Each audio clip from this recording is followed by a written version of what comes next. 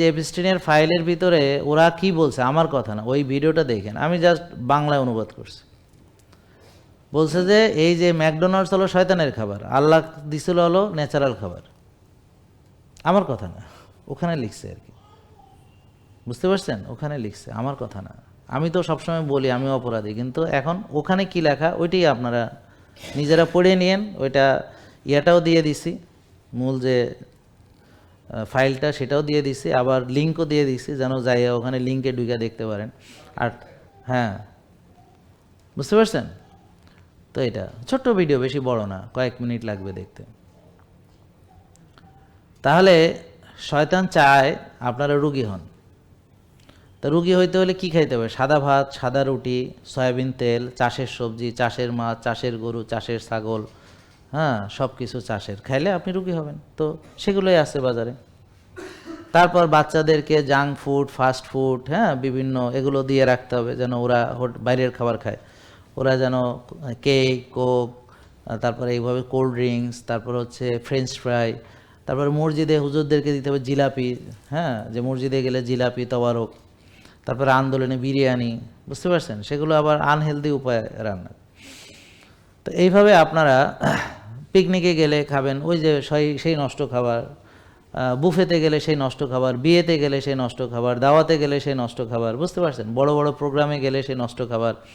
তো সবাই নষ্ট ছাড়া কেউ খাবে না, তাহলে 80% রোগ হওয়ার জন্যে ময়দান রুটি। আর তারা যেন এই যে এইসব খাবার খেলে তো শক্তি পাবে না, তো সব অলস, কেউ লড়তি চড়তে পারে না, লড়তি চড়তে চায়ও না। কি বোন, শক্তি কমে গেছে না? এখন কি আপনার দৌড়াইতে মন চায়?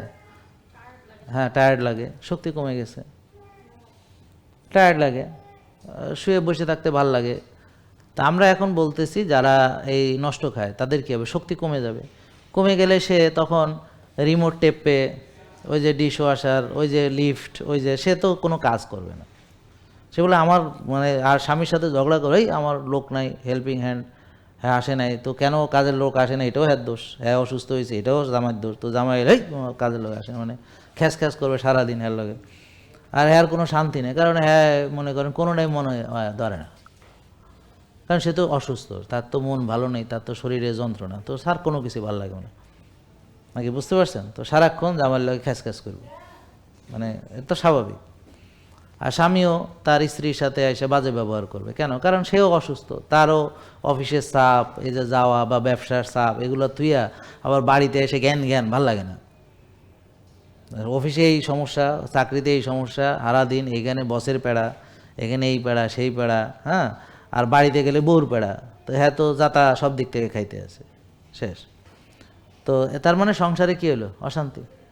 তাহলে স্ট্রেস, তো ইবলিস সবাইকে স্ট্রেসের মধ্যে রাখবে, বলবে যে তোমরা রাত জাগো, রাত জাগো আর টেনশন করো, তারপর তোমরা কোনো কাজ কাম করো না, অলসতা আর বিলাসিতা করো, আর তোমরা অনিয়ম চলাফেরা করো। তো এবার সবাই রুগী হয়ে যাবে, ঘরে ঘরে এবার সবার ফার্মেসি, তো হয়ে গেল না? তো হয়ে গেল, সে সাকসেস। জেকে লাইফস্টাইল লিমিটেড, ওষুধ মুক্ত সুস্থ জীবন।